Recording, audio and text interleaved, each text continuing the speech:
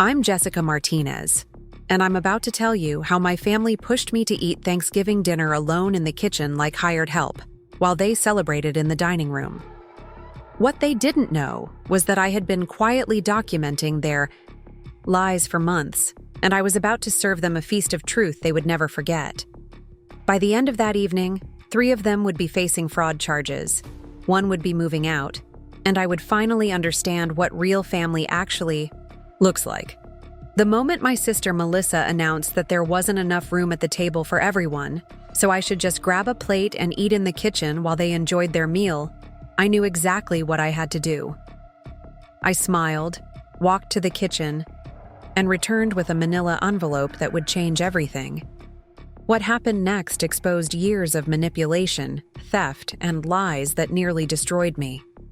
Before we jump back in, tell us where you're tuning in from, and if this story touches you, make sure you're subscribed, because tomorrow I've saved something extra special for you. Growing up as the oldest daughter in the Martinez household meant understanding that my role was fundamentally different from my siblings. While my younger sister Melissa could charm her way out of any responsibility, and my brother Danny seemed immune to consequences, I learned early that love in our family was earned through service, sacrifice, and never asking for too much attention. My parents, Patricia and Robert Martinez, had immigrated from Mexico before I was born, building a life around hard work and traditional values. My father worked construction, leaving before dawn and returning exhausted each evening, while my mother managed our household with the efficiency of a military commander. They had struggled to establish themselves in Riverside, California, and their dreams centered around family unity and the small restaurant my grandmother Rosa had opened decades earlier. Abuela's kitchen represented everything our family stood for. Rosa Martinez had started the restaurant 40 years ago with nothing but determination and her mother's recipes. The modest establishment on Main Street served authentic Mexican food to a loyal customer base, but more importantly, it served as the heart of our family identity. Every major decision, every celebration, every crisis somehow connected back to that little restaurant with its hand-painted sign and mismatched chairs. As the eldest granddaughter, I absorbed the family stories about sacrifice and perseverance. I learned to cook traditional dishes at Rosa's side, understanding that preserving family recipes meant preserving family legacy. My parents spoke often about how the restaurant would eventually pass to the next generation, how family businesses required family commitment, and how individual dreams sometimes needed to bend toward collective responsibility. By middle school, the expectations placed on me had crystallized into a clear pattern. While Melissa's social life and popularity were celebrated as signs of her bright future, my academic achievements were treated as useful but secondary to my real purpose. When I brought home honor roll certificates, my mother would nod approvingly and immediately assign me additional household tasks as my reward. When Melissa brought home average grades, the family would plan special outings to motivate her continued effort. The disparity became most obvious during family gatherings at the restaurant. While Melissa would be seated with the adults, encouraged to share stories about her friends and activities, I would be expected to help serve food, clear tables, and ensure everyone else was comfortable. When relatives asked about my future plans, the conversation would quickly shift to how nice it would be for me to stay close to family, perhaps teach at the local school, and help manage the restaurant on weekends. These patterns intensified during my high school years. I maintained a 4.0 GPA while working part-time at the restaurant, but my achievements were consistently overshadowed by Melissa's social accomplishments. When I was accepted to UC Riverside, with a partial scholarship, my parents' response was lukewarm. College was expensive, they reminded me, and the family needed my help with the restaurant. Perhaps community college would be more practical, allowing me to continue working while earning a degree. Melissa, meanwhile, received full support for her chosen path into social media and marketing. Her Instagram following was growing, they announced proudly, and her natural charisma would surely lead to opportunities that book learning couldn't provide. When she decided to attend a private college in Los Angeles, focusing on communications and digital media, My parents somehow found the money to support her education while encouraging me to consider staying local. The financial sacrifices my parents claimed they couldn't make for my education somehow materialized when Melissa needed them. Her college expenses, her car, her apartment near campus, and her spring break trips were all investments in her future, they explained. My requests for help with textbooks or lab fees were met with lectures about personal responsibility and the importance of earning what you receive. I worked 3 jobs during college to minimize my student loans. Tutoring elementary students, weekend shifts at a local coffee shop, and continued work at the restaurant filled every spare hour. My parents praised my work ethic while simultaneously expressing disappointment that my busy schedule prevented me from helping more with family obligations. The contradiction never seemed to occur to them, or perhaps they simply chose not to acknowledge it.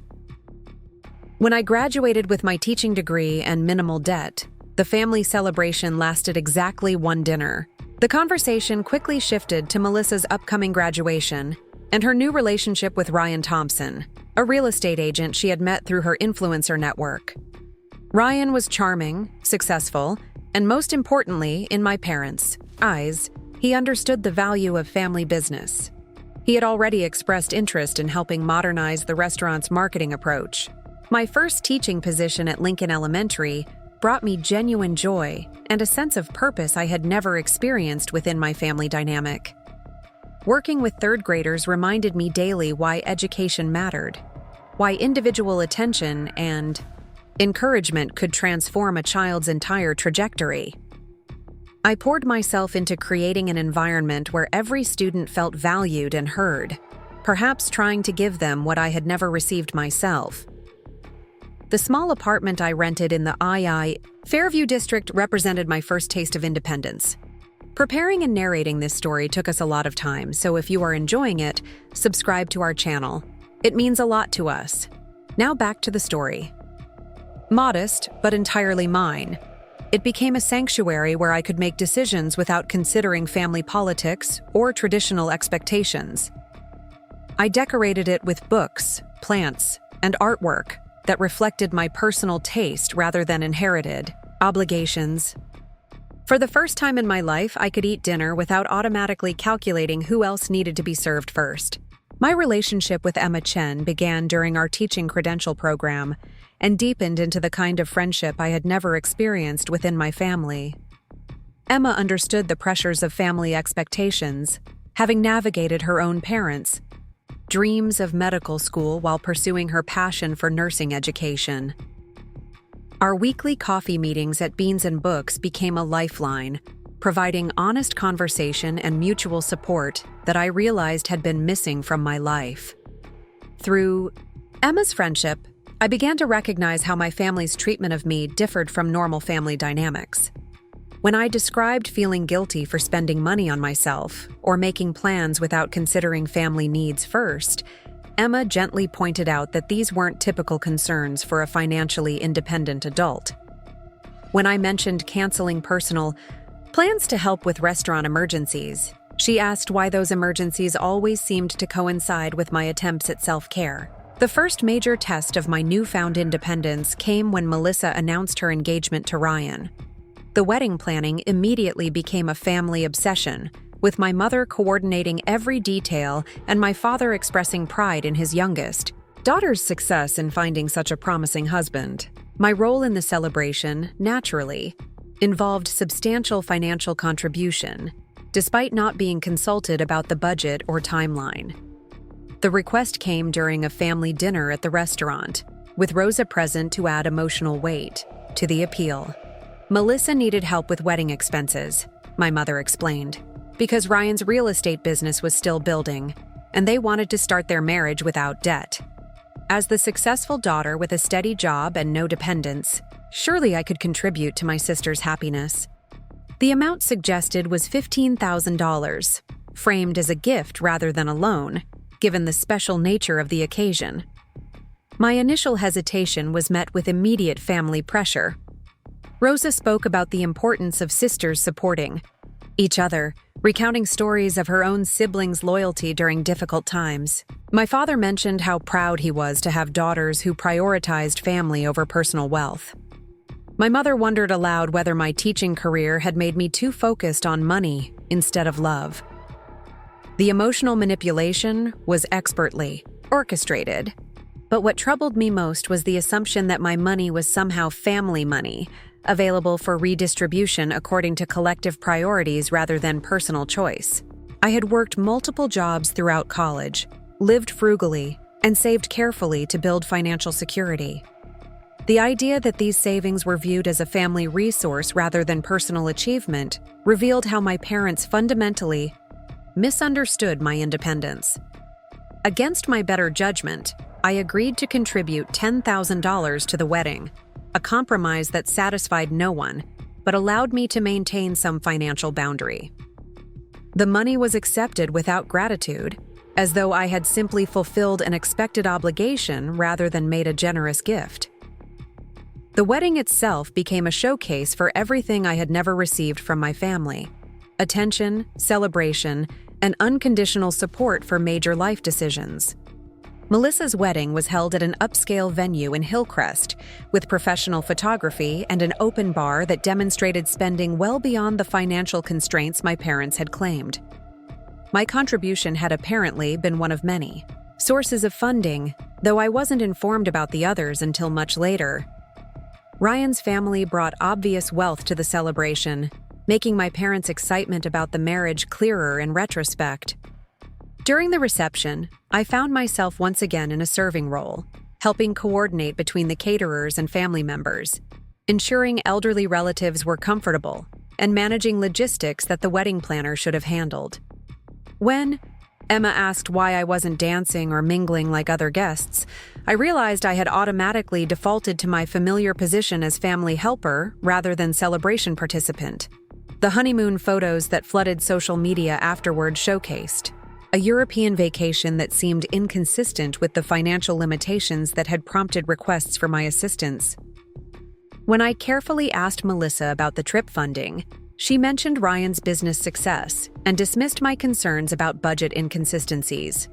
The conversation left me with growing questions about the family's financial situation and my role as their apparent backup plan. 3 months after the wedding, my parents requested a family meeting to discuss the restaurant's future. Rosa was considering retirement, they explained, and the business needed significant repairs and updates to remain viable. The kitchen equipment was aging, the dining room needed renovation, and the marketing approach required modernization to compete with newer establishments. The total investment needed was approximately $40,000, they estimated, and they hoped I would consider becoming a financial partner in the family business. The partnership proposal was presented as an opportunity rather than a request. I would invest money for necessary improvements, help implement modern business practices with my organizational skills, and eventually inherit a share of the restaurant when Rosa was ready to transfer ownership. My parents framed this as my chance to honor family legacy while building personal wealth, exactly the kind of opportunity they had always hoped I would embrace.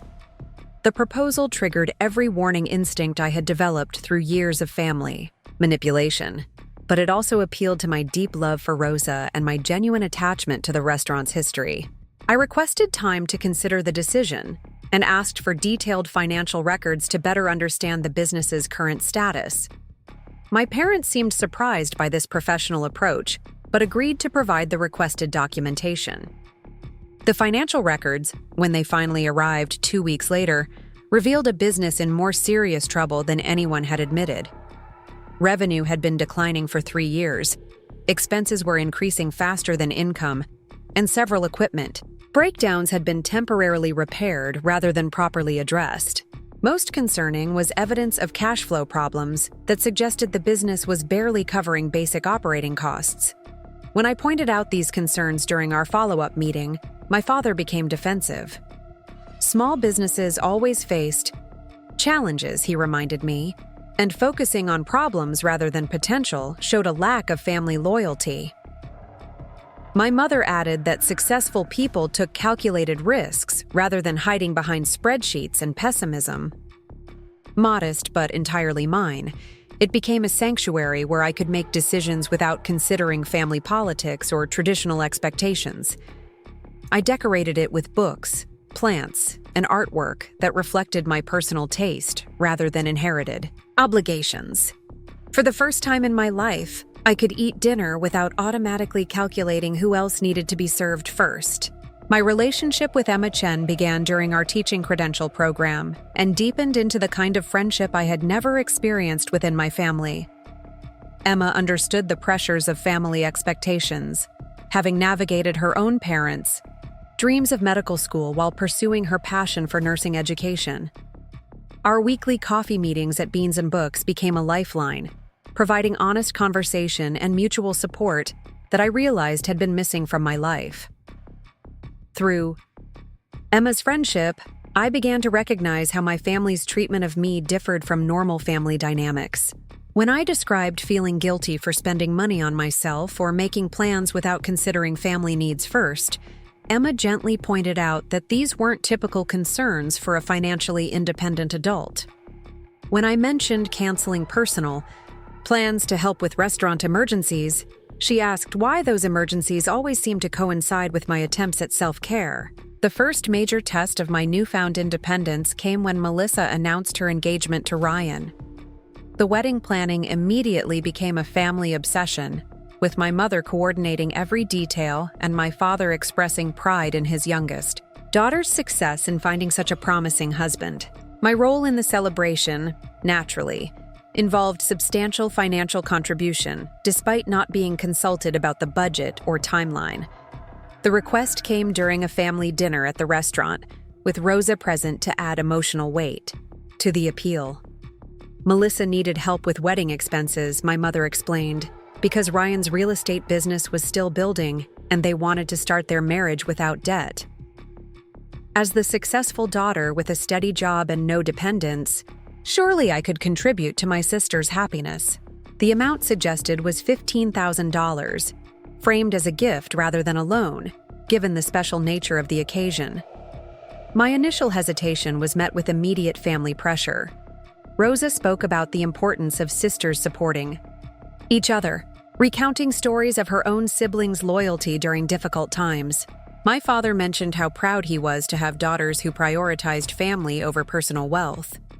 My mother wondered aloud whether my teaching career had made me too focused on money instead of love. The emotional manipulation was expertly orchestrated, but what troubled me most was the assumption that my money was somehow family money, available for redistribution according to collective priorities rather than personal choice. I had worked multiple jobs throughout college, lived frugally, and saved carefully to build financial security. The idea that these savings were viewed as a family resource rather than personal achievement revealed how my parents fundamentally misunderstood my independence. Against my better judgment, I agreed to contribute $10,000 to the wedding, a compromise that satisfied no one but allowed me to maintain some financial boundary. The money was accepted without gratitude, as though I had simply fulfilled an expected obligation rather than made a generous gift. The wedding itself became a showcase for everything I had never received from my family: attention, celebration, and unconditional support for major life decisions. Melissa's wedding was held at an upscale venue in Hillcrest, with professional photography and an open bar that demonstrated spending well beyond the financial constraints my parents had claimed. My contribution had apparently been one of many sources of funding, though I wasn't informed about the others until much later. Ryan's family brought obvious wealth to the celebration, making my parents' excitement about the marriage clearer in retrospect. During the reception, I found myself once again in a serving role, helping coordinate between the caterers and family members, ensuring elderly relatives were comfortable, and managing logistics that the wedding planner should have handled. When Emma asked why I wasn't dancing or mingling like other guests, I realized I had automatically defaulted to my familiar position as family helper rather than celebration participant. The honeymoon photos that flooded social media afterward showcased A European vacation that seemed inconsistent with the financial limitations that had prompted requests for my assistance. When I carefully asked Melissa about the trip funding, she mentioned Ryan's business success and dismissed my concerns about budget inconsistencies. The conversation left me with growing questions about the family's financial situation and my role as their apparent backup plan. 3 months after the wedding, my parents requested a family meeting to discuss the restaurant's future. Rosa was considering retirement, they explained, and the business needed significant repairs and updates to remain viable. The kitchen equipment was aging, the dining room needed renovation, and the marketing approach required modernization to compete with newer establishments. The total investment needed was approximately $40,000, they estimated, and they hoped I would consider becoming a financial partner in the family business. The partnership proposal was presented as an opportunity rather than a request. I would invest money for necessary improvements, help implement modern business practices with my organizational skills, and eventually inherit a share of the restaurant when Rosa was ready to transfer ownership. My parents framed this as my chance to honor family legacy while building personal wealth, exactly the kind of opportunity they had always hoped I would embrace. The proposal triggered every warning instinct I had developed through years of family manipulation, but it also appealed to my deep love for Rosa and my genuine attachment to the restaurant's history. I requested time to consider the decision and asked for detailed financial records to better understand the business's current status. My parents seemed surprised by this professional approach, but agreed to provide the requested documentation. The financial records, when they finally arrived 2 weeks later, revealed a business in more serious trouble than anyone had admitted. Revenue had been declining for 3 years, expenses were increasing faster than income, and several equipment breakdowns had been temporarily repaired rather than properly addressed. Most concerning was evidence of cash flow problems that suggested the business was barely covering basic operating costs. When I pointed out these concerns during our follow-up meeting, my father became defensive. Small businesses always faced challenges, he reminded me, and focusing on problems rather than potential showed a lack of family loyalty. My mother added that successful people took calculated risks rather than hiding behind spreadsheets and pessimism. The most damaging evidence came from social media posts that contradicted their claims of financial hardship.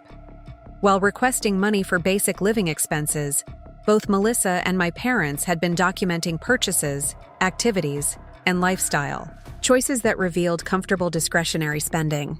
Melissa's Instagram showcased regular spa visits, designer clothing hauls, and expensive restaurant meals during the same period she had claimed financial stress from Ryan's business challenges. My parents' Facebook posts revealed similar inconsistencies. Photos from a recent anniversary dinner at an upscale steakhouse appeared the same week they had requested emergency assistance with grocery bills.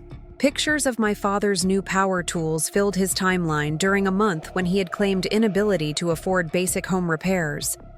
The disconnection between their public presentations and private requests for financial assistance was so blatant that I wondered how I had missed it for so long.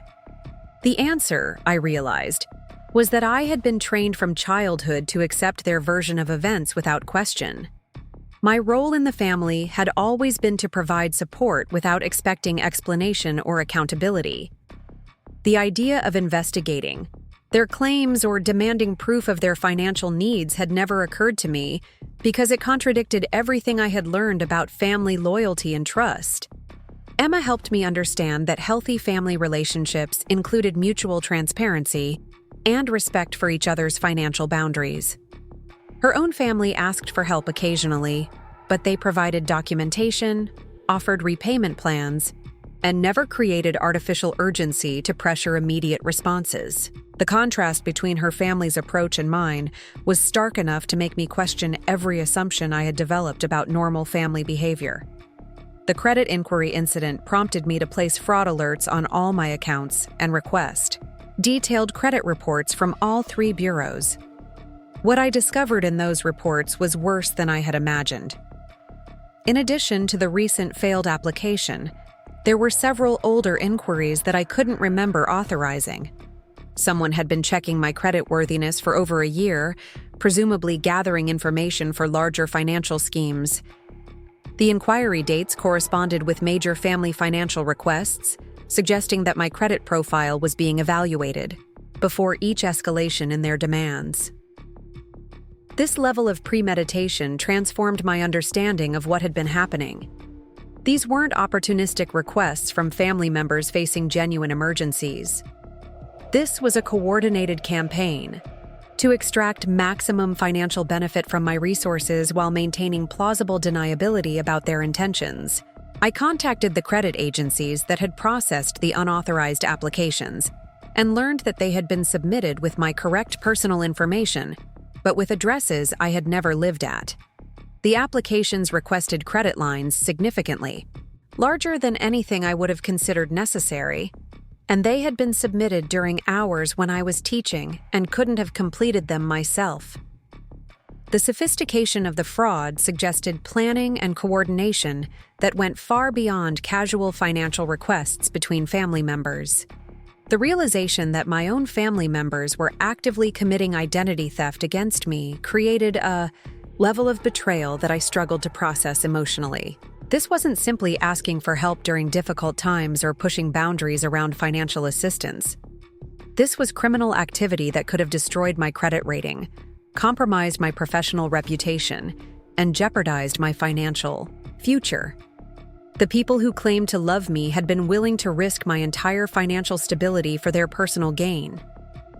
Emma encouraged me to document everything I was discovering and to consider consulting with professionals who could help me understand my legal options.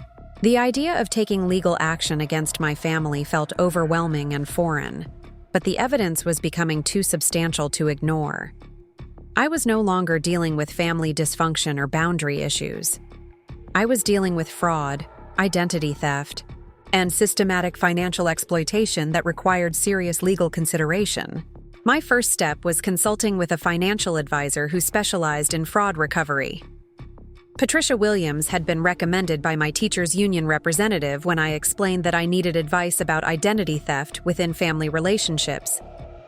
Her office was warm and professional, decorated with certificates and family photos that immediately put me at ease. Patricia had extensive experience with family financial fraud cases and recognized the patterns I described immediately. She explained that financial exploitation by family members was more common than most people realized, particularly targeting women who had achieved financial independence in families with traditional gender role expectations. The combination of financial success and family loyalty created perfect conditions for systematic exploitation. She reviewed my documentation methodically, asking questions that helped me see additional patterns I had missed. The timing of financial requests often coincided with my own financial milestones, such as salary increases or bonus payments. The amounts requested had escalated gradually, testing my boundaries and building tolerance for larger demands. The BAU emergency framing prevented me from having time to consider alternatives or seek outside advice. Patricia's analysis revealed that I had provided over $35,000 to my family members in the past 18 months, with no repayment and no accountability for how the money had been used. This amount represented nearly a year's worth of savings and significantly more than I had realized during my emotional responses to individual requests. The cumulative impact was substantial enough to affect my long-term financial security and retirement planning. More troubling was her assessment that the credit inquiries and attempted applications suggested preparation for even larger fraud attempts. Family members who were willing to steal identity information were often building toward major financial crimes such as property fraud, business loan applications, or investment account manipulation. The pattern I was documenting represented the early stages of what could become much more serious criminal activity. Patricia recommended that I consult with an attorney who specialized in family fraud cases before confronting my family members about what I had discovered. Legal advice would help me understand my options and protect my interests regardless of how I chose to proceed. She also suggested hiring a private investigator to document my family's actual financial situation before they became aware of my suspicions. The recommendation for a private investigator felt like crossing a line that would fundamentally change my relationship with my family. Once I hired someone to investigate their activities, I would be acknowledging that trust between us was permanently broken. The emotional weight of that decision kept me awake for several nights as I considered whether I was overreacting to what might have been isolated incidents of poor judgment. Emma helped me work through these concerns by pointing out that my family had already crossed fundamental boundaries by committing identity theft and fraud. I wasn't destroying trust by investigating their activities. I was responding appropriately to their betrayal of trust that had already occurred. My obligation was to protect myself from further exploitation, not to maintain the illusion of healthy family relationships that clearly didn't exist. The private investigator I ultimately hired was Lisa Garcia, a former police detective who had developed expertise in financial fraud cases after leaving law enforcement. Her approach was methodical and dispassionate, treating my situation as a professional investigation rather than a family drama. This perspective helped me maintain emotional distance from discoveries that would have been overwhelming if approached from a purely personal standpoint. Lisa's initial findings confirmed my worst suspicions about my family's actual financial situation. Rather than struggling with genuine hardships, they had been living significantly above their means while using my financial contributions to maintain their preferred lifestyle. The restaurant was indeed losing money, but the losses were being accelerated by poor management decisions and personal expenses being charged to the business account. My parents had been withdrawing cash from the restaurant receipts to cover personal expenses while claiming that the business couldn't afford necessary improvements. The emergency equipment repairs they had requested money for had never been completed, with the funds instead being used for home improvement projects and vacation expenses. The disconnection between their claims and their actual spending was so dramatic that it constituted deliberate fraud rather than simple financial mismanagement. Melissa and Ryan's situation was even more troubling. Despite claims of business challenges and financial stress, they had been maintaining a lifestyle that suggested combined income significantly higher than what Ryan's real estate activities could support. Lisa's investigation revealed that Melissa's social media influencer income was substantially larger than she had disclosed to the family, and Ryan had been involved in several questionable business ventures that raised concerns about the legality of their financial resources. Most disturbing was evidence that they had been discussing my financial resources and planning coordinated approaches to extract money from me. Lisa had obtained records of text message conversations between family members that revealed detailed knowledge of my banking patterns, salary information, and spending habits. They had been monitoring my financial situation as carefully as I monitored their requests for assistance. The text messages included specific strategies for timing their requests, amounts that would be large enough to be significant, but small, enough to avoid triggering my suspicion, and emotional manipulation techniques that would be most effective based on their understanding of my personality. Reading these conversations was like discovering that my closest relationships had been elaborate performances designed to facilitate financial exploitation. One particularly damaging conversation occurred between Melissa and my mother, discussing how to present the restaurant investment opportunity to maximize my emotional investment while minimizing my financial protection. They had specifically planned to appeal to my love for Rosa and my guilt about family legacy to overcome my professional instincts about the business's viability. The cynical calculation behind what I had experienced as family pressure was breathtaking in its cold manipulation. Lisa's investigation also revealed that the credit inquiries in my name had been made from computers in both my parents' home and Melissa's house, using information that could only have been obtained from personal documents I had shared with them for legitimate family purposes. They had been planning more sophisticated fraud attempts while simultaneously requesting smaller amounts of money to maintain their access to my resources. The evidence Lisa compiled created a comprehensive picture of systematic financial exploitation that had been operating for over 2 years. The total amount extracted from me was approaching $50,000 when all the various requests, emergency assistance, and investment contributions were calculated together.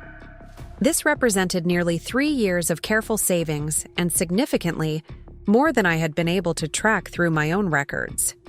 More importantly, the investigation revealed that the exploitation was escalating and showed no signs of stopping voluntarily. The credit applications and identity theft attempts suggested that my family members were prepared to commit increasingly serious crimes to maintain their access to financial resources they felt entitled to receive. Without intervention, the EE pattern would continue until either my resources were completely depleted or they were caught attempting more serious fraud. The documentation Lisa provided was thorough enough to support criminal charges if I chose to pursue them, but it was also emotionally devastating to review. Every family gathering, every holiday celebration, and every expression of love and concern was now contaminated by the knowledge that I had been viewed primarily as a financial resource rather than as a beloved daughter and sister. The family. Relationships I had treasured were revealed to be elaborate performances designed to maintain my compliance with their financial exploitation.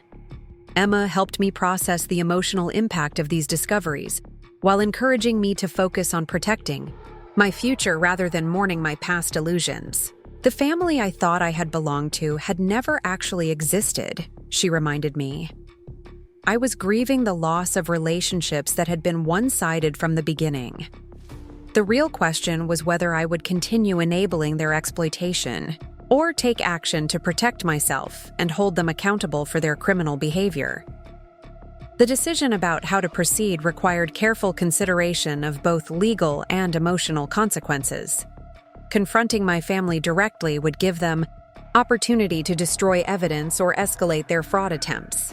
Pursuing criminal charges would likely end all family relationships permanently, but might be necessary to prevent additional crimes.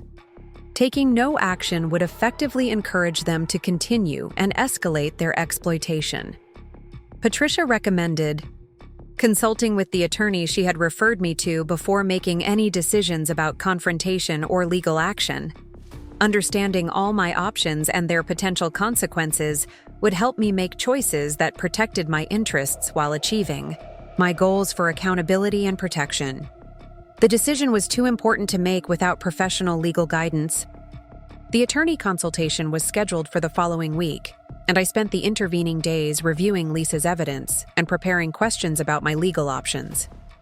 The documents painted a picture of criminal activity that extended far beyond family financial dysfunction, and I needed to understand the full scope of my legal rights and responsibilities. Emma encouraged me to remember that taking action to protect myself wasn't betraying my family. My family had betrayed me by choosing to commit crimes against me while maintaining the pretense of loving relationships.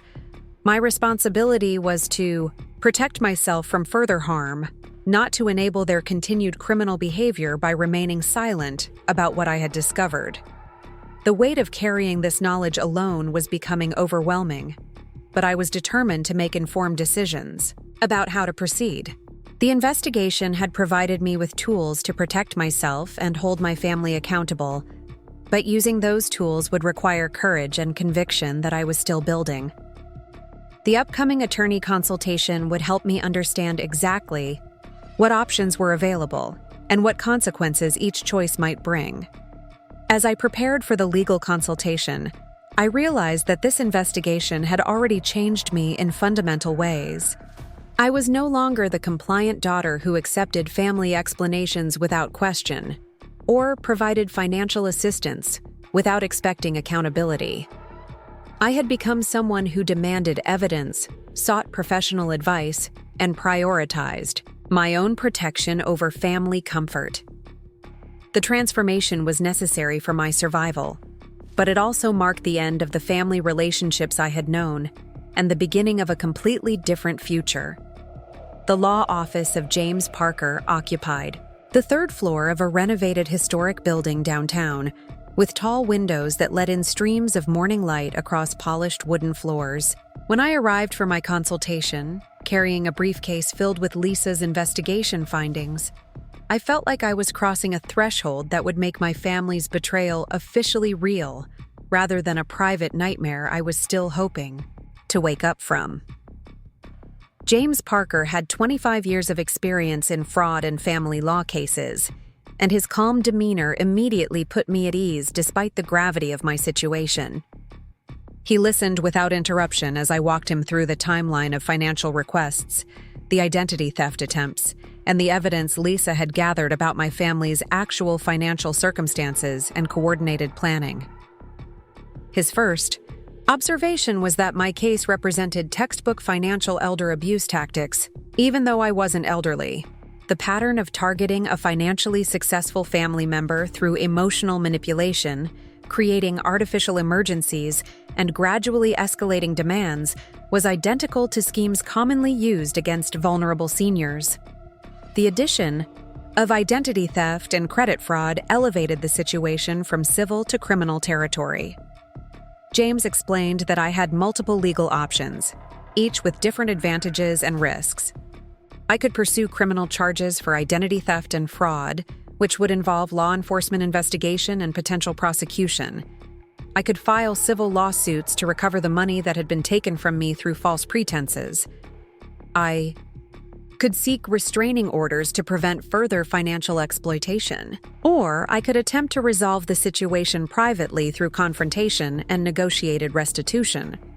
The criminal route would likely result in the most complete accountability, but it would also be the most emotionally devastating option. Once criminal charges were filed, the process would be out of my control, and the potential consequences for my family members could include jail time, criminal records, and permanent damage to their reputations. James emphasized that this decision couldn't be reversed once law enforcement became involved. Civil litigation would focus on recovering the money I had lost while avoiding criminal penalties for my family. This approach would require proving that their financial requests had been made under false pretenses and that I had suffered quantifiable damages as a result of their deception. The process would be lengthy and expensive, but it would give me more control over the outcome and allow for negotiated settlements. The private confrontation approach would involve presenting my evidence to my family and demanding restitution and accountability without involving outside authorities.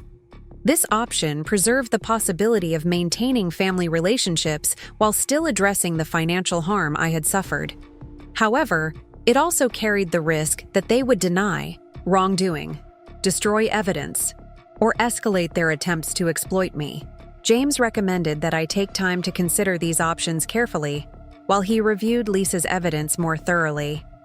He wanted to assess the strength of potential criminal and civil cases before I made any decisions about how to proceed. In the meantime, he advised me to avoid any contact with my family that might alert them to my investigation or give them opportunity to destroy evidence. The waiting period was excruciating because it required me to continue normal family interactions while knowing what I knew about their systematic exploitation. When my mother called to invite me to Sunday dinner at the restaurant, I had to decline, without explaining why.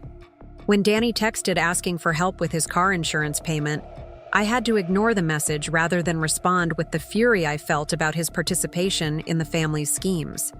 Emma helped me maintain my composure during this difficult period by reminding me that my family had been performing fake concern for my well-being while planning to defraud me. My current performance of normal family relationships was simply protecting myself from further harm, while I decided how to seek accountability for their criminal behavior. The deception was temporary and defensive rather than exploitative and permanent. James called 3 days later with his assessment of my legal options. The evidence Lisa had gathered was substantial enough to support criminal charges for identity theft, wire fraud, and conspiracy. The text messages between family members demonstrated premeditation and coordination that would strengthen any criminal prosecution. The financial records clearly documented the false pretenses under which money had been obtained from me. For civil litigation, the case was equally strong. I could prove quantifiable damages, demonstrate that the financial requests had been made under false pretenses, and show a pattern of systematic exploitation that went beyond isolated incidents of family financial assistance. The social media evidence contradicting their claims of financial hardship would be particularly effective in civil court. James's recommendation was to attempt private resolution first, giving my family an opportunity to acknowledge their wrongdoing and make restitution voluntarily. If they refused to cooperate or attempted to deny their actions, we could escalate to criminal charges and civil litigation with strong evidence already compiled. This approach would test whether they were willing to take responsibility for their behavior when confronted with undeniable proof. The confrontation strategy required careful planning to maximize its effectiveness while protecting my safety and interests. James suggested scheduling a family meeting in a neutral location where recording would be legal and witnesses could be present if necessary. I would present the evidence systematically, starting with the financial timeline and building to the identity theft and fraud attempts. The goal wasn't to humiliate my family or extract emotional revenge, but to clearly establish that their behavior had been discovered, documented, and would not be tolerated going forward. They would be given the opportunity to make full restitution and acknowledge their wrongdoing in exchange for avoiding criminal prosecution. If they chose denial or defiance, we would proceed immediately with formal legal action. Emma offered to attend the meeting as moral support, but James advised against bringing anyone who might be seen as an outside threat by my family. The confrontation would be more effective if it remained focused on the evidence and consequences rather than becoming a public humiliation that might trigger defensive responses. I would need to handle this conversation alone, armed with documentation and legal backing, but relying on my own strength to see it through. The family meeting was scheduled for the following Saturday at the restaurant, during afternoon hours when we would have privacy but wouldn't seem to be conducting secret business. I told my parents that I needed to discuss some important financial matters with everyone present, including Melissa and Ryan.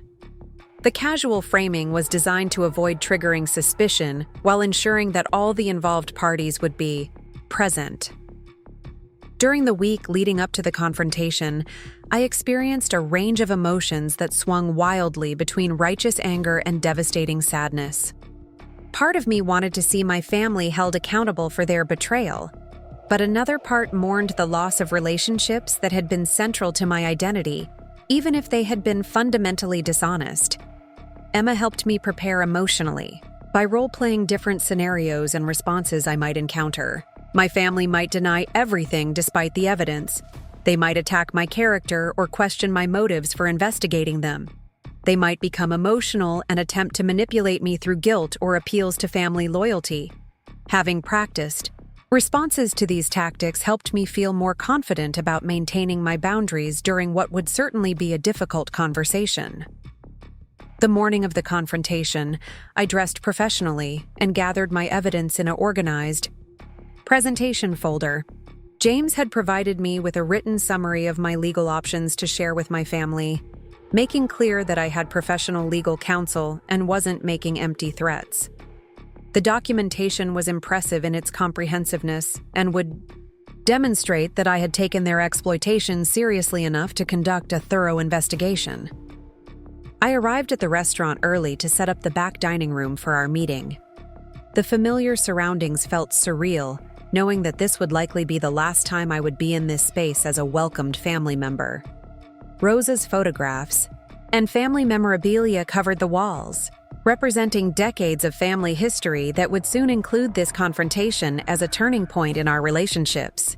My parents arrived first, followed by Danny, and finally Melissa and Ryan.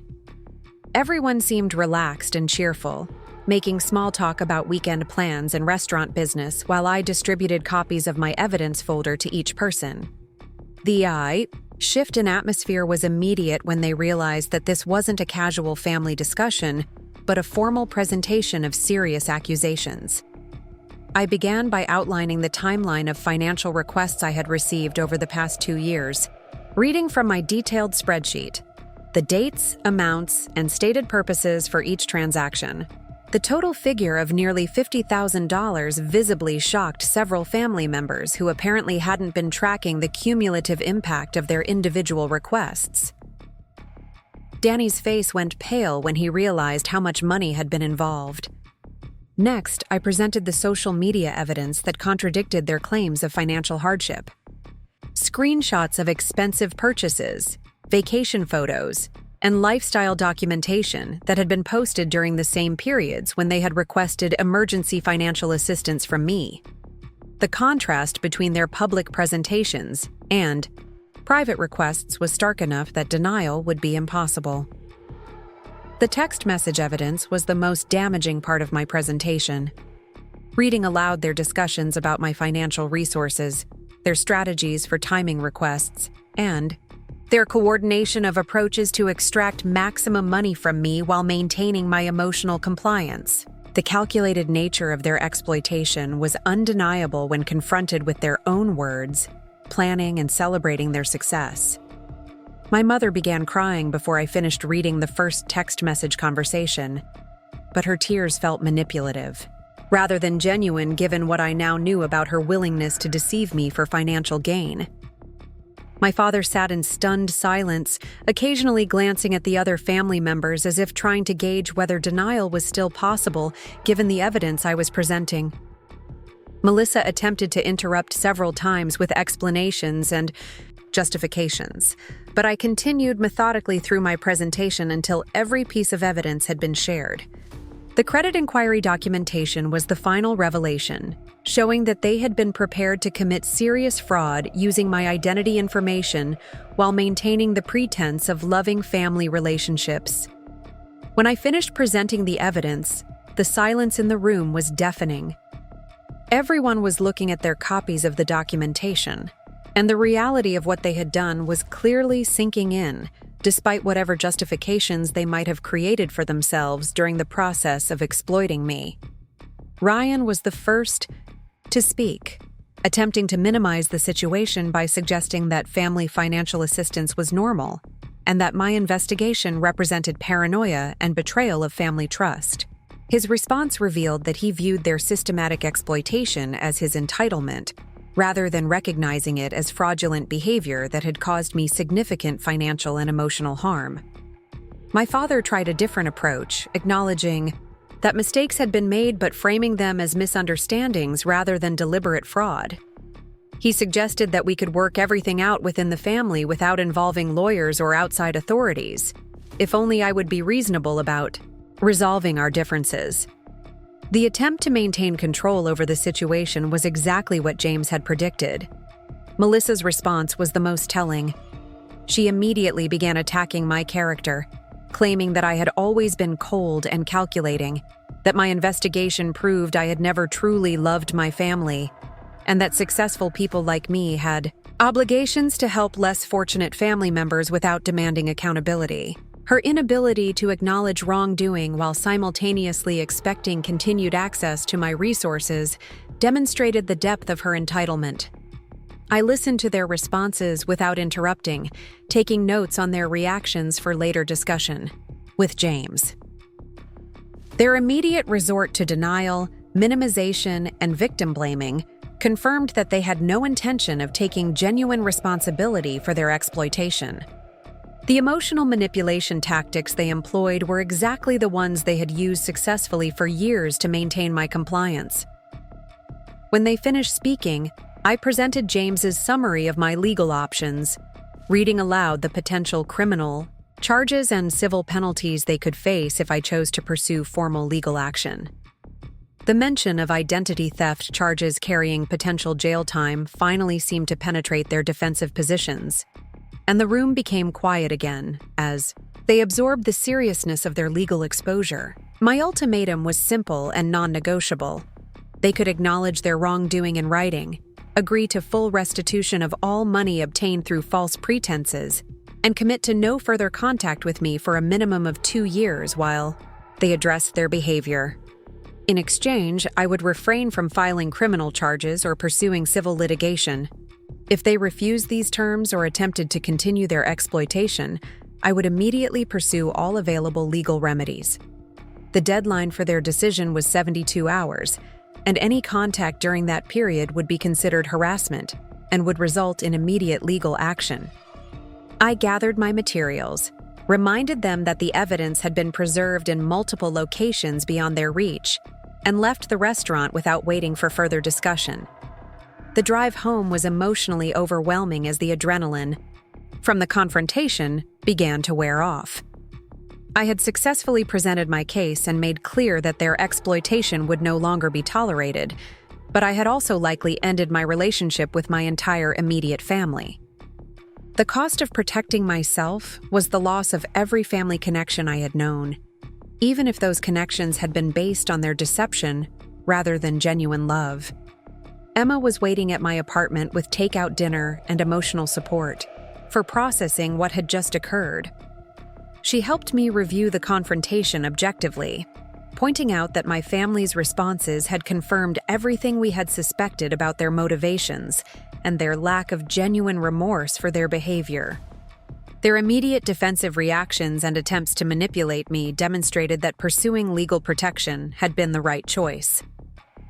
James called that evening to check on how the meeting had gone and to confirm that I was prepared to follow through on my ultimatum if my family refused to cooperate.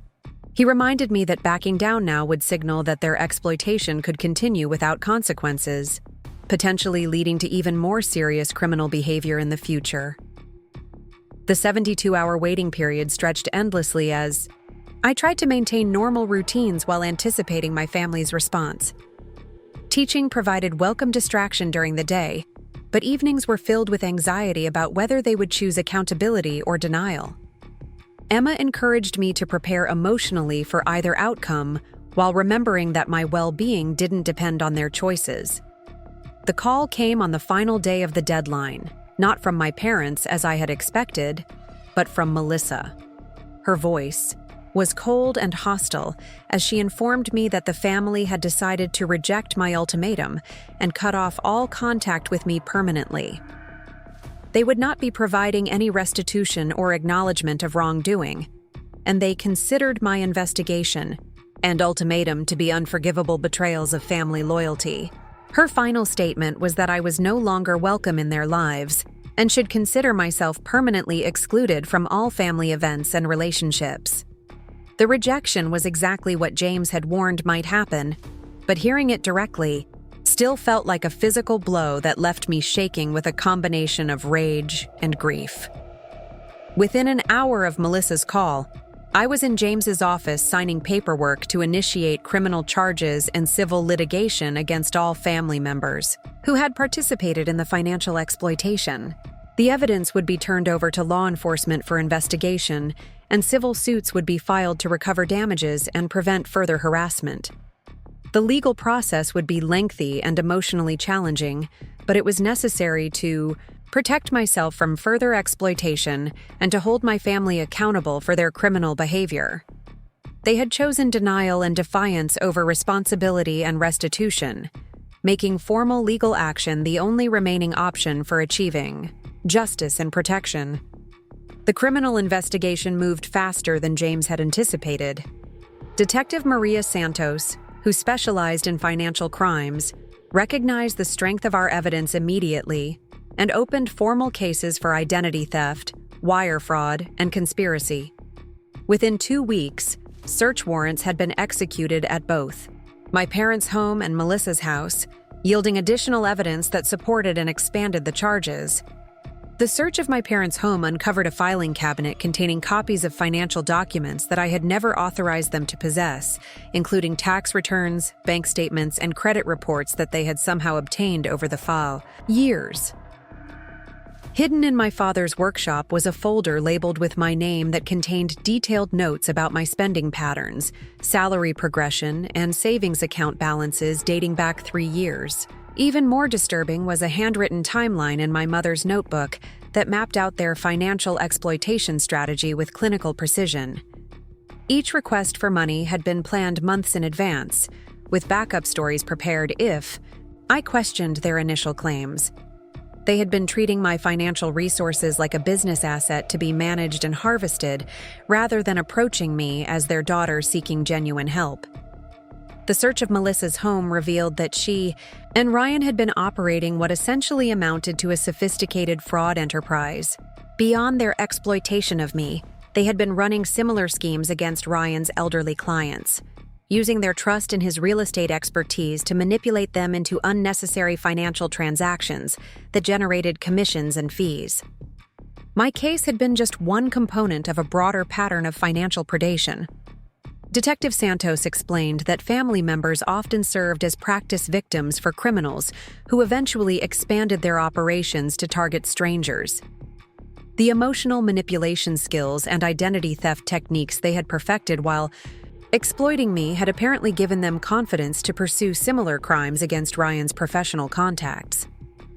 Their greed had ultimately led them to overreach in ways that would result in far more serious legal consequences. The district attorney's office decided to prosecute the case aggressively because of the sophisticated nature of the fraud and the evidence of expanded criminal activity. What had begun as my personal quest for accountability had evolved into a broader criminal case that could protect other potential victims from similar exploitation.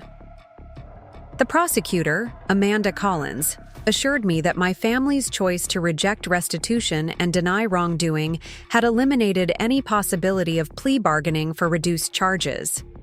While the criminal case proceeded, James filed comprehensive civil lawsuits against each family member who had participated in the financial exploitation.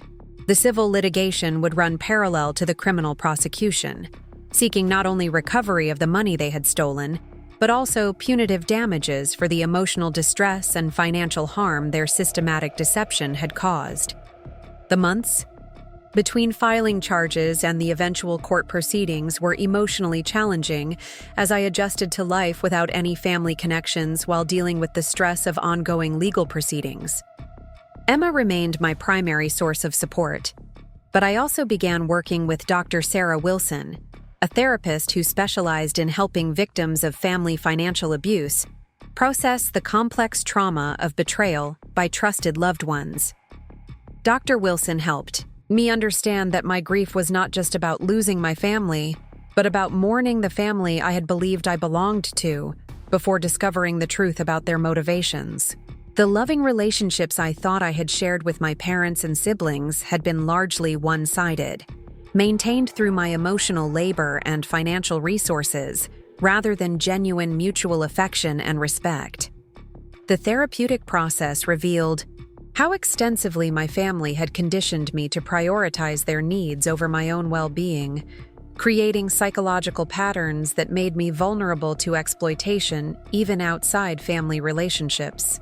Learning to recognize and resist these patterns would be essential for building healthier relationships in the future and protecting myself from similar manipulation by others.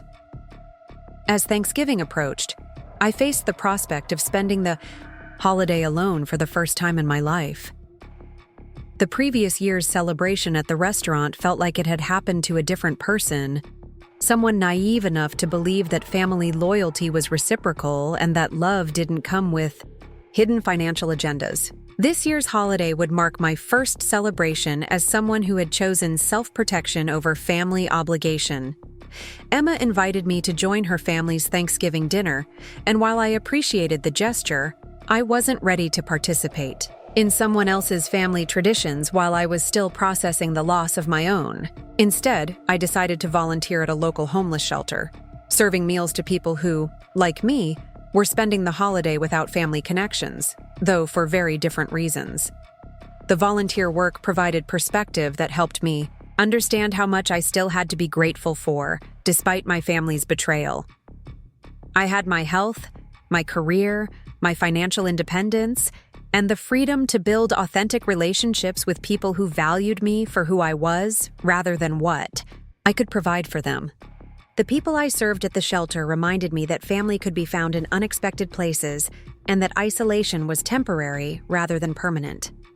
2 days before Thanksgiving, Detective Santos called with an update that would change everything about how I spent the holiday.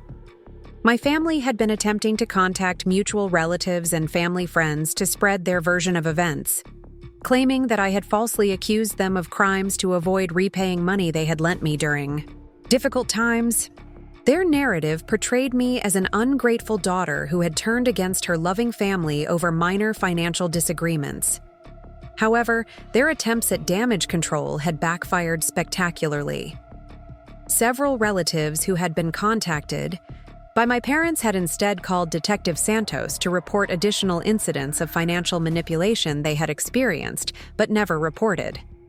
My Aunt Carmen revealed that my parents had borrowed significant money from her and Miguel over the years, using similar false emergency stories and never repaying the loans. Rosa, my grandmother, had contacted the police herself after learning about the charges against her family. She revealed that my parents had been systematically stealing from the restaurant's cash register for over a year, taking money that was supposed to cover business expenses and using it for personal purchases. The financial problems at the restaurant weren't due to declining business, but to theft by my parents who had been treating it as their personal bank account. Most shocking was Rosa's revelation that my parents had been planning to force her to sell the restaurant and had already contacted real estate agents about listing the property. They had been pressuring her to move into a nursing home, claiming that managing the business was too stressful for someone her age, while secretly planning to inherit and liquidate her life's work to fund their preferred lifestyle. Detective Santos explained that these additional revelations would result in expanded criminal charges, including elder abuse, business fraud, and theft. The case was becoming much larger than my individual experience, revealing a pattern of financial predation that had affected multiple family members and would likely result in significant prison sentences for the primary perpetrators. The irony wasn't lost on me that my family's attempts to discredit me had instead exposed the full scope of their criminal activities and brought additional victims forward with their own stories of exploitation. Their strategy of denial and deflection had led directly to more serious legal consequences than they would have faced if they had accepted responsibility and made restitution when I initially confronted them. Rosa called me personally the day before Thanksgiving, her voice shaking with emotion as she apologized for what her children and grandchildren had done to me. She explained that she had suspected something was wrong with the restaurant's finances, but had trusted my parents to handle business matters honestly. Learning about their systematic theft and their plans to steal her legacy had broken her heart, but she was grateful that my courage in reporting their crimes had saved the restaurant and exposed their betrayal. She invited me to join her for Thanksgiving dinner, explaining that she would be celebrating alone since she could no longer trust the family members who had been stealing from her. The invitation was tempting, but I worried that accepting might complicate the criminal cases or create additional family drama. Rosa insisted that she needed my support as much as I needed hers, and that we were both victims of the same people's greed and manipulation. After consulting with James and Detective Santos, who confirmed that having dinner with Rosa wouldn't affect the criminal proceedings, I decided to accept her invitation. Spending Thanksgiving with the one family member who had also been victimized felt like an appropriate way to mark this transition period in my life. Rosa and I spent Thanksgiving afternoon at the restaurant, which she had temporarily closed to avoid having to work with the staff members who might be called as witnesses in the criminal trials. We cooked a simple meal together using her traditional recipes, and she shared stories about building the restaurant and her hopes for its future that didn't include the family members who had betrayed both of us. During our meal, Rosa revealed details about my family's exploitation that I hadn't discovered during my investigation. They had been borrowing money from the restaurant's suppliers, claiming temporary cash flow problems while using the funds for personal expenses. They had been charging personal purchases to the business credit cards, claiming they were business expenses while never repaying the amounts. The systematic nature of their theft was even more extensive than Detective Santos had initially discovered. Rosa also shared her perspective on the family dynamics that had made their exploitation possible. She had watched my parents treat me differently from my siblings throughout my childhood, always expecting more from me while giving me less recognition and support. She had tried to intervene at times, but my parents had convinced her that their approach was building character and teaching me responsibility. She regretted not speaking up more forcefully when she witnessed the inequality in how I was treated, and she apologized for not recognizing sooner that my parents' financial requests were actually theft rather than legitimate business needs. Her validation of my experiences helped heal some of the self-doubt I had carried about whether my family's treatment of me had been as problematic as it felt. As we finished dinner, Rosa made an unexpected announcement. She was rewriting her will to leave the restaurant to me, recognizing that I was the only family member who had shown genuine love and respect for her legacy. The other family members had viewed the restaurant as an asset to be liquidated rather than a legacy to be preserved, and their theft had forfeited any claim to inheriting her life's work. The gift was overwhelming and unexpected, representing not just financial value but validation that my connection to family heritage didn't require accepting exploitation and abuse. Rosa's decision to trust me with her legacy felt like a restoration of family bonds based on genuine love and mutual respect, rather than manipulation and financial extraction. 3 weeks after Thanksgiving, the criminal trials began with extensive media coverage that brought additional scrutiny to family financial fraud cases throughout the region.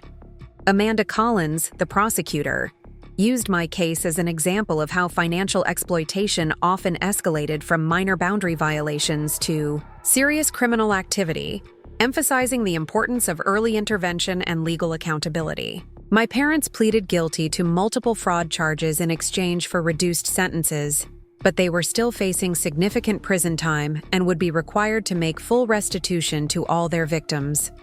Danny, who had been a minor participant in their schemes, received probation and community service in exchange for testifying against the primary perpetrators. Melissa and Ryan faced the most serious charges because of their expanded criminal enterprise targeting Ryan's clients. Their trial revealed the sophisticated nature of their fraud operations and resulted in convictions that would send both of them to prison for several years. The judge emphasized during sentencing that their exploitation of family relationships to facilitate broader criminal activity represented a particularly egregious abuse of trust. The civil litigation concluded with substantial monetary judgments that, combined with the criminal restitution orders, would eventually recover most of the money that had been stolen from me. More importantly, the legal proceedings had established clear consequences for financial exploitation and had protected other potential victims from similar crimes. 6 months after the trials concluded, I was working with Rosa to renovate and modernize the restaurant while preserving its traditional character and recipes. The business was thriving under honest management, and the loyal customer base was supportive of the changes we were making to ensure its long-term success. Emma had become even closer during this period, and our friendship had evolved into the kind of chosen family relationship that provided genuine support without exploitation or manipulation. I had also developed friendships with other teachers and community members who valued me for my personality and contributions rather than my financial resources. Dr. Wilson helped me recognize that losing my biological family had actually freed me to build authentic relationships based on mutual respect and genuine affection. The family I was creating through deliberate choice was healthier and more supportive than the family I had been born into, even before discovering the extent of their exploitation. The restaurant became a gathering place for my chosen family, with Emma, her husband, Rosa, and other friends sharing meals and celebrations in an environment built on honesty and mutual support. These gatherings felt more like genuine family events than any holiday I had experienced with my biological relatives. A year after that devastating Thanksgiving, when I had been relegated to eating in the kitchen while my family planned my exclusion, I hosted my own Thanksgiving dinner at the restaurant. The table was filled with people who had chosen to be in my life and who contributed to my well-being rather than exploiting it for their personal gain. During the blessing before our meal, I reflected on how much my understanding of family, gratitude, and self-worth had evolved through this difficult experience. I was grateful for my freedom from exploitation, for my financial security, for my honest relationships, and for the strength I had discovered when forced to choose between family loyalty and self-protection. The legal consequences for my biological family had been severe but appropriate for the scope of their criminal behavior. My parents would serve prison sentences that reflected the seriousness of their financial crimes and the number of victims they had exploited. Melissa and Ryan would face even longer sentences because of their expanded criminal enterprise. Most importantly, the legal proceedings had established clear boundaries that prevented any future contact or exploitation. The restraining orders and criminal convictions created legal barriers that protected me from any attempts at renewed manipulation or financial predation. Rosa, now in her 80s, continued to work at the restaurant several days a week, training me in the traditional recipes and business practices that would ensure the continuity of her legacy.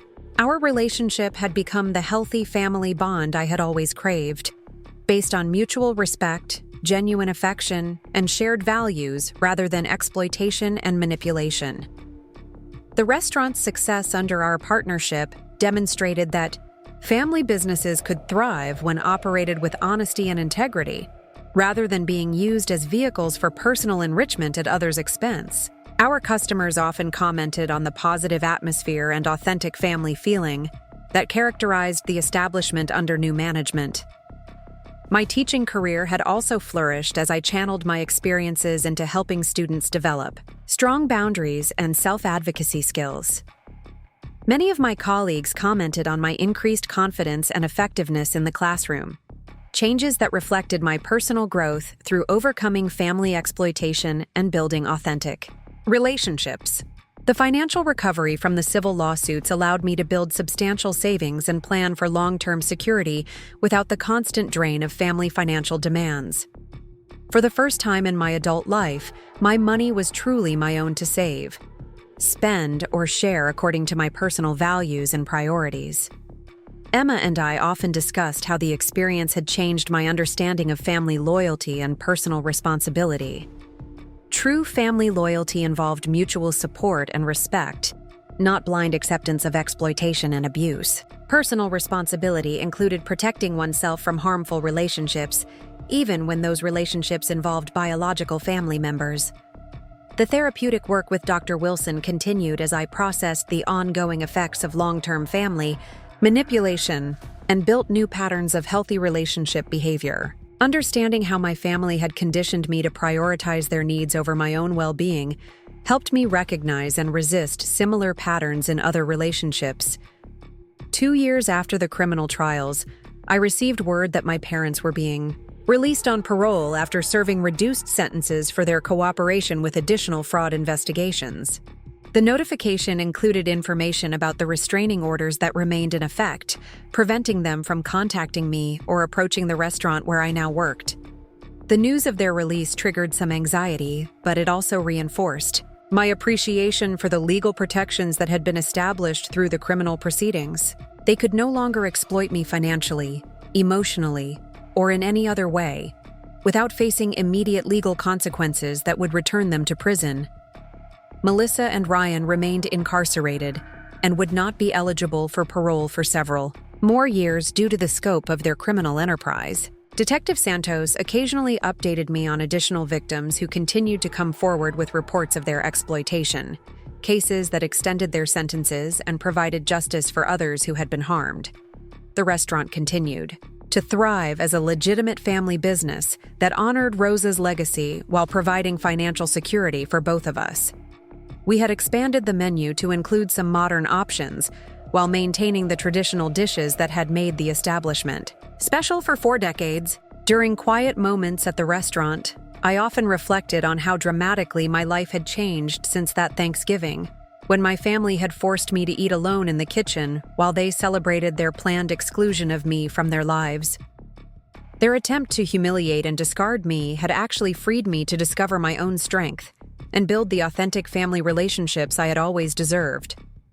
The truth I had served them that Thanksgiving had indeed been more satisfying than any traditional dessert could have been. Justice had been achieved, boundaries had been established, and my future was now my own to determine without interference from people who had never truly loved me for who I was rather than what I could provide for them. 3 years had passed since that pivotal Thanksgiving when everything changed, and I was standing in the newly renovated dining room of Abuela's kitchen, watching Rosa train our newest server on the traditional presentation of her signature mole recipe. The afternoon sun streamed through windows that had been professionally cleaned and updated with modern, energy-efficient glass, while maintaining the restaurant's original charm and character. The renovation had been a labor of love that Rosa and I had planned meticulously over 18 months, ensuring that every improvement honored the restaurant's heritage while making it more efficient and profitable. The kitchen now featured commercial-grade equipment that met current health codes while allowing us to prepare larger quantities of Rosa's traditional recipes. The dining room had been expanded by removing walls that my parents had installed years earlier, opening the space to accommodate more customers while preserving the intimate family atmosphere that had made the restaurant special. Business had grown steadily under our management, with a customer base that appreciated both the authentic traditional dishes and the reliable service that came with honest business practices. We had implemented a catering service that provided additional revenue streams, and Rosa's recipes had been professionally documented to ensure their preservation for future generations. The financial success was satisfying, but more importantly, the restaurant had regained its reputation as a community gathering place built on trust and quality. Emma had become not just my closest friend, but also a business advisor whose nursing background provided valuable insights into health department regulations and staff management. Her husband, Mark, had helped with the renovation planning, bringing his construction experience to ensure that our improvements were both beautiful and structurally sound. Their children, now 8 and 10 years old, considered me their honorary aunt and spent weekend afternoons at the restaurant, helping with simple tasks while learning about work ethic and responsibility. The chosen family I had built through deliberate intention felt more stable and supportive than any relationships I had experienced during my childhood. Emma's family included me in holiday celebrations, school events, and casual weekend activities without expecting anything in return. Beyond friendship and mutual support, their approach to family relationships showed me what healthy dynamics looked like when based on genuine affection rather than obligation or manipulation. Dr. Wilson and I had reduced our therapy sessions to monthly check-ins as I had developed strong boundaries and healthy relationship skills that protected me from future exploitation. The therapeutic work had helped me understand how my family's conditioning had affected my ability to recognize manipulation in other relationships, and I had become skilled at identifying and avoiding people who exhibited similar predatory behaviors.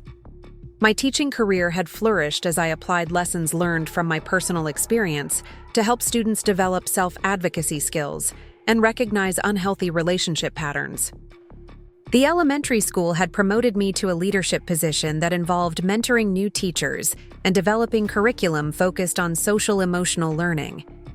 Many colleagues commented on my ability to help children build confidence and establish appropriate boundaries with peers and adults.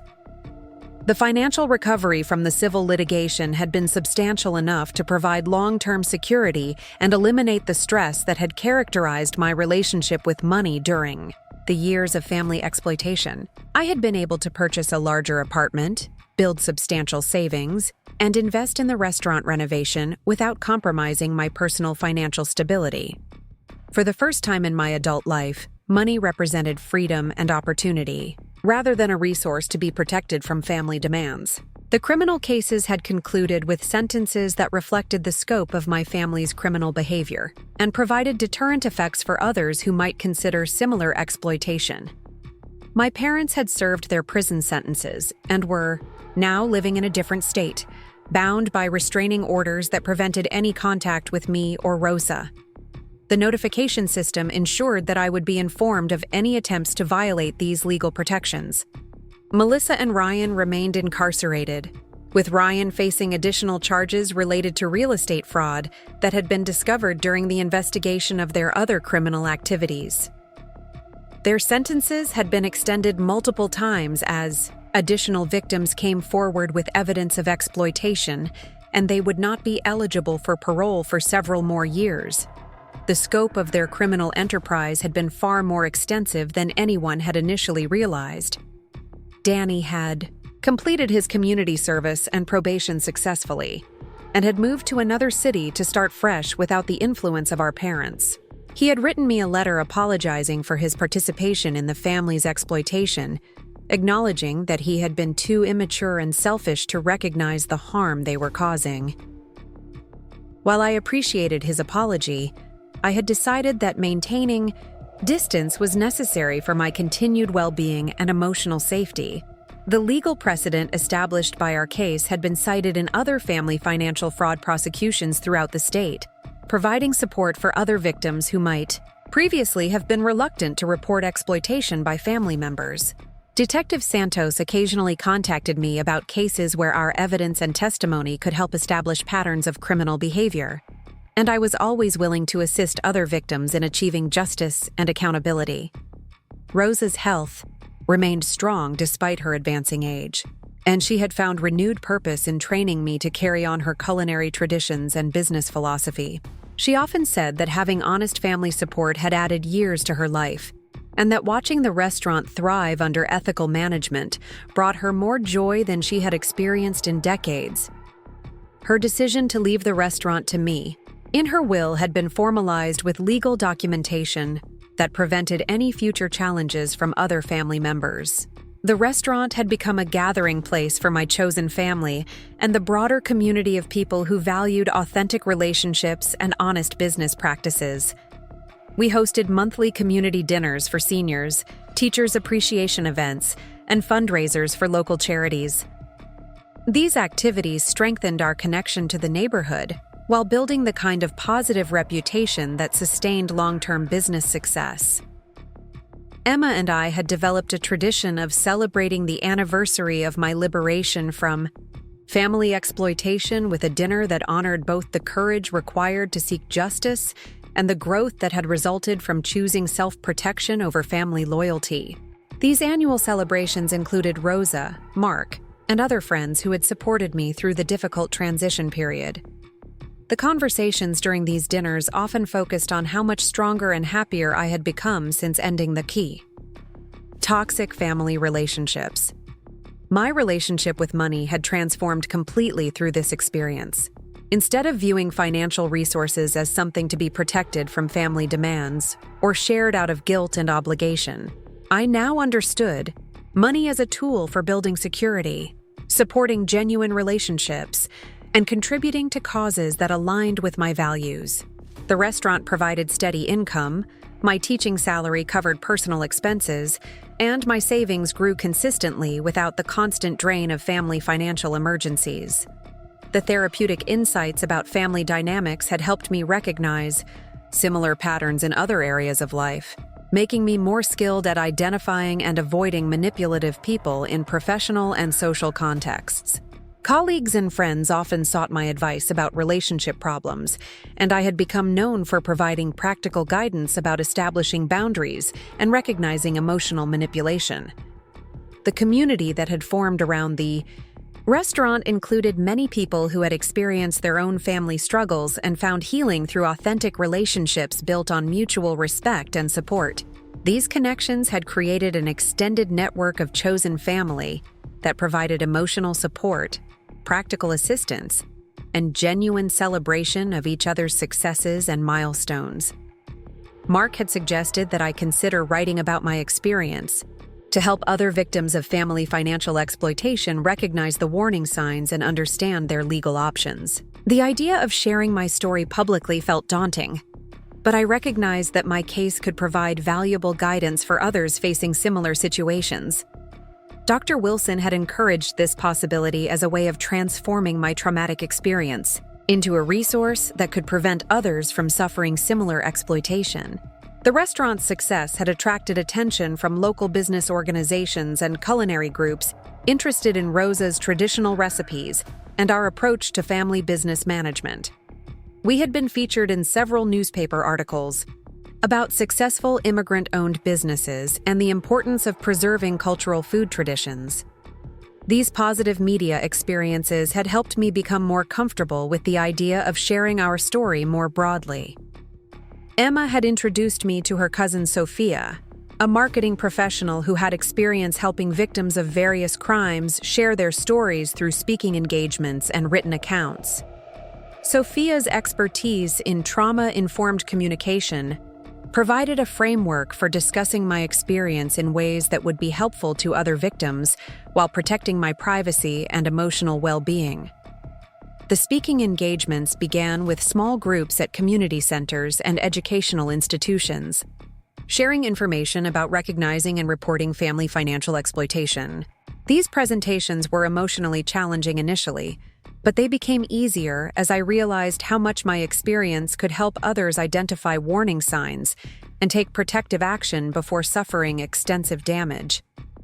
The positive feedback from these speaking engagements encouraged me to develop more comprehensive educational materials about family financial fraud, working with legal and financial professionals to create resources that victims could use to understand their options and protect themselves from further exploitation.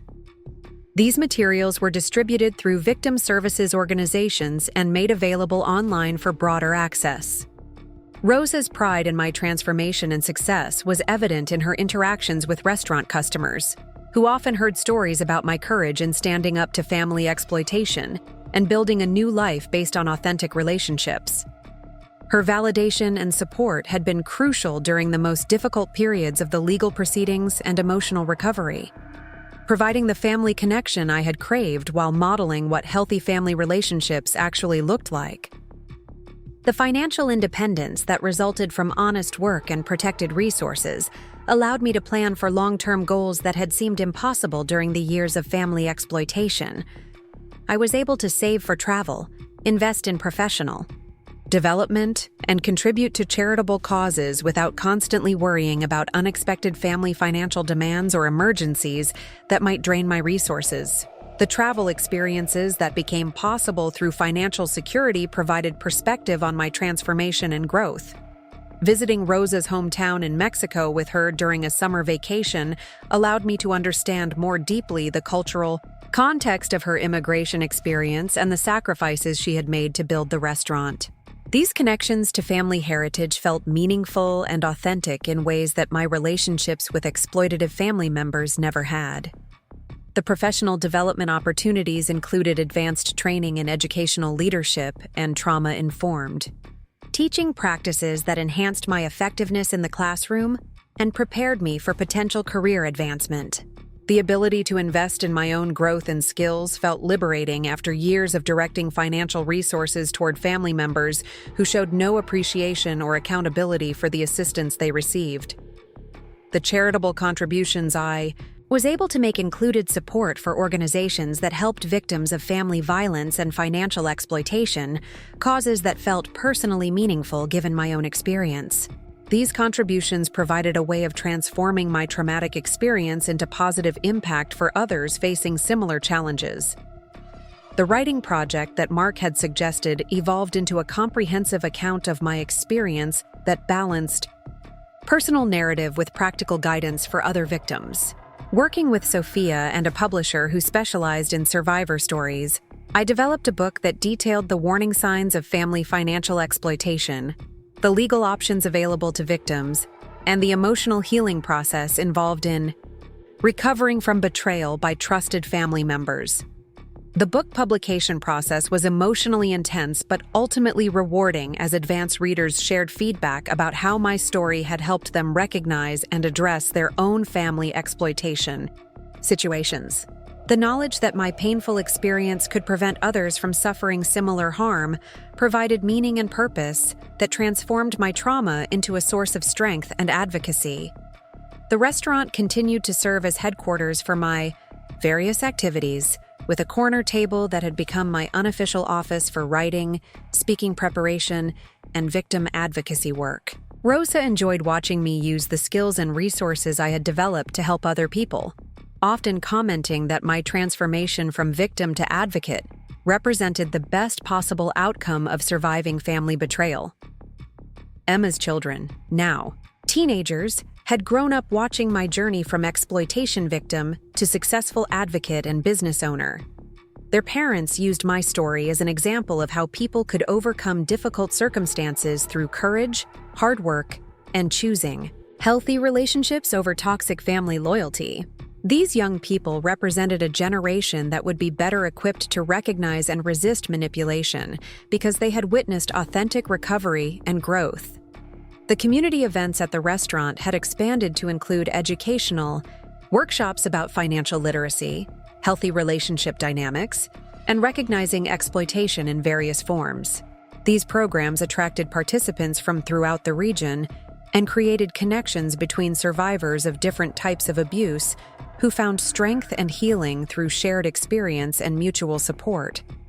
The legal protections that remained in place continued to provide security and peace of mind as I built my new life without fear of renewed family exploitation.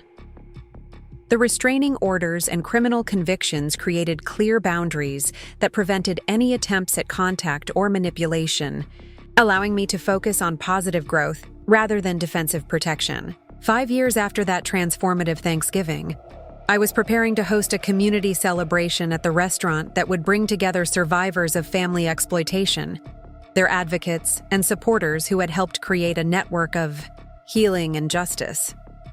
The event would celebrate not just individual recovery stories, but the broader community of people who had chosen authentic relationships over toxic family loyalty. As I surveyed the restaurant filled with people who had become my chosen family through shared values and mutual support, I reflected on how completely my understanding of family, success, and personal worth had evolved. The biological family that had exploited and discarded me had inadvertently freed me to discover my own strength and build relationships based on genuine love and respect, rather than obligation and manipulation. The truth I had served my family that Thanksgiving years ago had indeed provided the most satisfying outcome possible. Justice had been achieved, healing had occurred, and my future was built on foundations of authenticity and strength that no one could take away from me. The kitchen where they had tried to isolate and diminish me had become the heart of a thriving business and community that celebrated rather than exploited the contributions of everyone involved. The morning sun cast golden light across the restaurant's expanded dining room as I arranged fresh flowers on each table, preparing for what would be the most meaningful Thanksgiving celebration of my life. 7 years had passed since that devastating holiday when my family had relegated me to eating alone in the kitchen, and today I would be hosting over 60 people who had become my chosen family through shared experiences of overcoming exploitation and building authentic relationships. The guest list represented a community of survivors, advocates, and supporters who had found each other through the network that had grown organically around my story and the restaurant's role as a gathering place for people seeking genuine connections. Among the attendees would be Detective Maria Santos, now retired but still passionate about victim advocacy, Amanda Collins, the prosecutor who had secured justice in my case and now worked with other family fraud victims, Dr. Sarah Wilson, whose therapeutic guidance had been instrumental in my healing, and dozens of survivors who had found strength through sharing their experiences and supporting each other's recovery. Rosa, now 85 and still sharp as ever, moved through the kitchen with practiced efficiency, supervising the preparation of traditional dishes alongside newer additions that reflected the diverse backgrounds of our extended community. Her joy in cooking for people who appreciated both the food and the love behind it was evident in every movement, and she often commented that these community gatherings reminded her why she had started the restaurant decades earlier. The cookbook we had published together the previous year had become a regional bestseller, with proceeds supporting a scholarship fund for students from financially exploited families who were pursuing education despite family resistance or lack of support. The recipes were accompanied by stories about family traditions, community building, and the importance of preserving cultural heritage through honest relationships rather than manipulative obligations. Emma arrived early with her family, now including a third child who had been born 2 years earlier and who considered the restaurant a second home. Her teenagers, Maria and Carlos, had grown up understanding the importance of authentic family relationships through witnessing my transformation and recovery. They often helped with restaurant events, and had developed strong work ethics and boundary-setting skills that would protect them from future exploitation. The educational foundation that had evolved from my speaking engagements now operated from an office space adjacent to the restaurant, providing resources and support for victims of family financial exploitation throughout the region. The foundation's work included legal referrals, therapeutic support, financial counseling, and advocacy training that helped survivors become advocates for others facing similar situations. Mark had become the foundation's volunteer coordinator, bringing his construction background and natural organizing skills to manage the growing network of volunteers who supported newly identified victims. His experience watching Emma and me build our friendship into chosen family had given him insights into the importance of patient, consistent support during the recovery process from family betrayal. The success of my book had led to opportunities for national speaking engagements and media appearances that brought attention to family financial exploitation as a serious crime deserving legal and social recognition. The visibility had been challenging initially, but working with Sophia and other communications professionals had helped me develop skills for sharing my story in ways that educated and empowered others while protecting my privacy and emotional well-being. The restaurant had become a model for businesses that operated with transparent financial practices and family-friendly employment policies. We provided above-average wages, comprehensive benefits, and profit-sharing arrangements that reflected our commitment to treating employees as valued team members rather than exploitable resources. The business success that resulted from ethical practices demonstrated that honesty and integrity were profitable approaches to family business management. The legal protections that had been established through the criminal cases remained in effect, with monitoring systems that would alert me to any attempts by my biological family members to violate restraining orders or contact restrictions. The peace of mind that came from these protections allowed me to focus on positive growth and community building rather than defensive vigilance against potential renewed exploitation. My teaching career had evolved into district-level leadership, focused on developing trauma-informed educational practices and helping other educators recognize signs of family exploitation in their students. The professional recognition for this work had been gratifying, but more importantly, it provided opportunities to protect children from the kind of systematic manipulation I had experienced throughout my own childhood and adolescence. The therapeutic work with Dr. Wilson had concluded successfully, with our final sessions focusing on maintaining healthy boundaries and continuing to build authentic relationships. The skills I had developed through therapy had become second nature, allowing me to navigate complex social and professional situations with confidence and clarity about my own needs and limitations. The investment portfolio that had grown through careful savings and wise financial management now provided security that extended far beyond my own needs, allowing me to support causes and individuals that aligned with my values without compromising my own stability. The contrast between this financial freedom and the constant anxiety that had characterized my relationship with money during the years of family exploitation was a daily reminder of how much my life had improved. As guests began arriving for the Thanksgiving celebration, I was struck by the diversity of ages, backgrounds, and experiences represented in our community. Some were recent survivors still processing their trauma, while others had been building new lives for years. Some were advocates and professionals who supported victims, while others were family members and friends who had learned to recognize and resist manipulation in their own relationships. Detective Santos brought her grandson, a college student studying criminal justice who was writing his senior thesis on family financial fraud. His research had included interviews with several survivors in our network, and his academic analysis of the patterns and prevention strategies had contributed valuable insights to the Foundation's educational materials. His grandmother's pride in his work was evident as she introduced him to other advocates and survivors. Amanda Collins arrived with her husband and twin daughters, teenagers who had grown up hearing about the importance of justice and accountability in family relationships. Their mother's work prosecuting family fraud cases had taught them to recognize manipulation and exploitation, and they often volunteered with the Foundation's youth education programs that helped other young people develop healthy relationship skills. The survivors in attendance represented various types of family exploitation, from financial fraud to emotional manipulation to physical abuse. What united them was the courage to seek help, the commitment to healing, and the determination to use their experiences to protect and support others. Their stories of recovery and growth provided hope and inspiration for those still early in their healing journeys. Dr. Wilson joined us with her partner and their adopted daughter, a child who had been removed from an exploitative family situation and was now thriving in a home built on genuine love and support.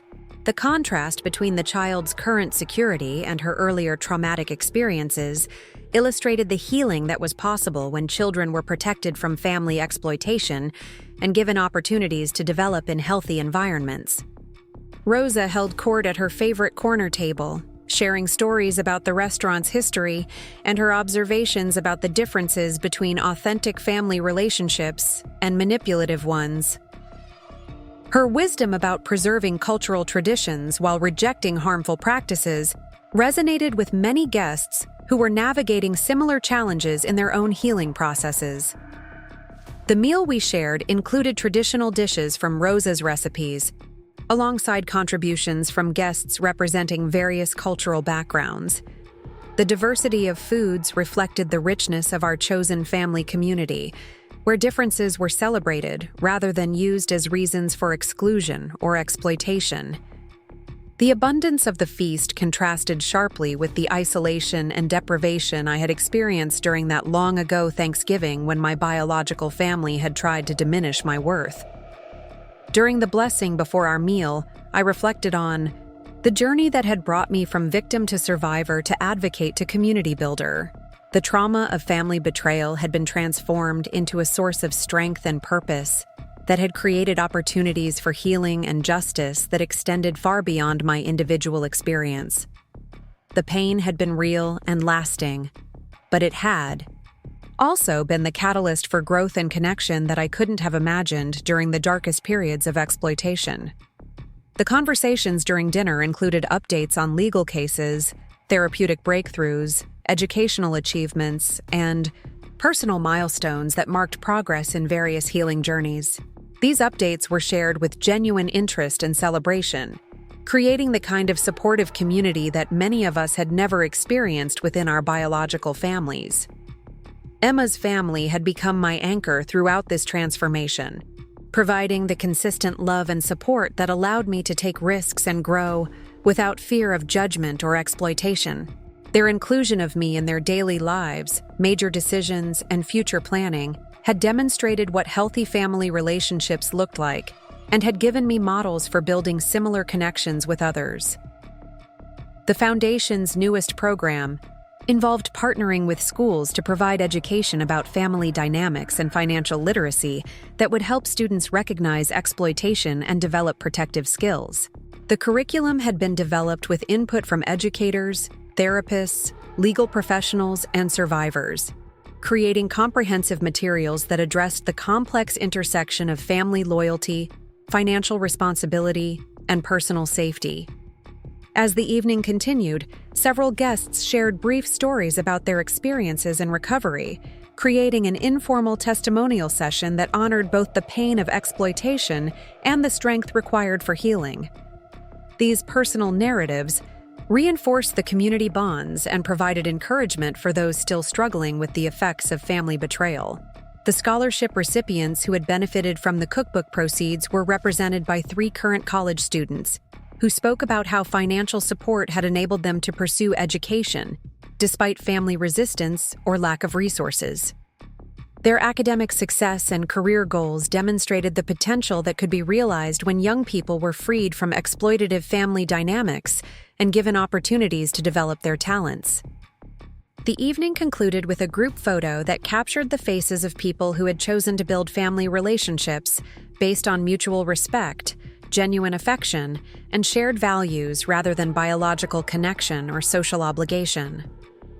The image would become a symbol of the community we had created and the alternative model of family that we represented for others seeking authentic relationships. As guests departed with containers of leftover food and promises to stay connected through the various programs and activities that brought our community together regularly, I remained in the restaurant with Rosa, Emma's family, and a few close friends to clean up and reflect on the significance of the evening. The contrast between this celebration and the isolation of that devastating Thanksgiving years earlier was a measure of how completely my life had been transformed. Rosa's observation that the restaurant had become what she had always hoped it would be, a place where people came together to share authentic love and support through food and community, captured the essence of what we had built together. The business success was satisfying, but the role the restaurant played in creating and maintaining healing relationships was its most important contribution.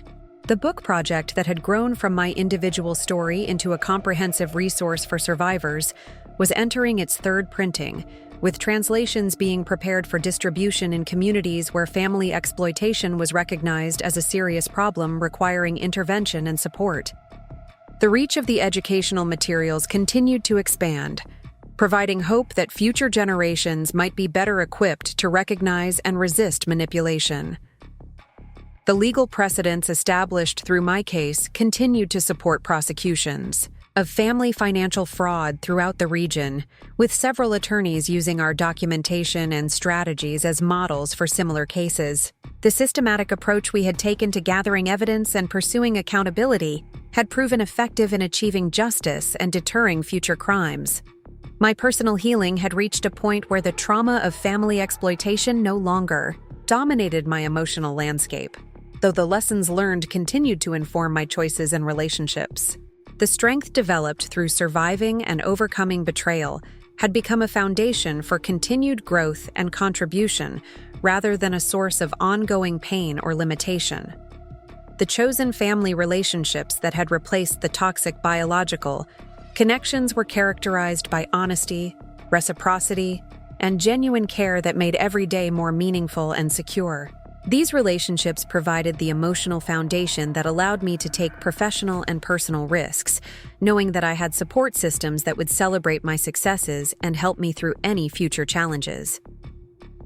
As we finished cleaning the restaurant and prepared to leave, I took a moment to stand in the kitchen where my biological family had tried to isolate and diminish me 7 years earlier.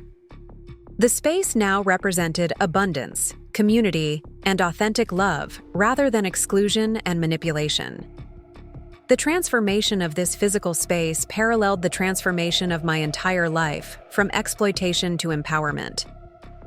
The future stretched ahead with possibilities that included continued growth of the foundation, expanded educational programs, potential policy advocacy for better legal protections for family exploitation victims, and ongoing development of the restaurant as a community resource and gathering place. The opportunities were exciting precisely because they were built on foundations of authenticity and strength, rather than obligation or manipulation.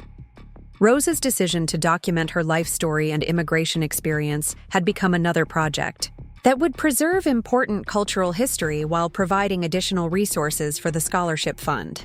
Her narrative would complement the cookbook and educational materials, creating a comprehensive library of resources about building authentic family relationships while honoring cultural heritage. Standing in the restaurant, surrounded by the evidence of what authentic family relationships could create, I understood that the truth I had served my biological family that Thanksgiving had indeed provided the most nourishing outcome possible. Justice, healing, growth, and community had grown from the seeds of courage planted during that confrontation, creating a feast of authentic relationships that sustained not just me, but dozens of others who had found hope and healing through our shared commitment to choosing love over exploitation.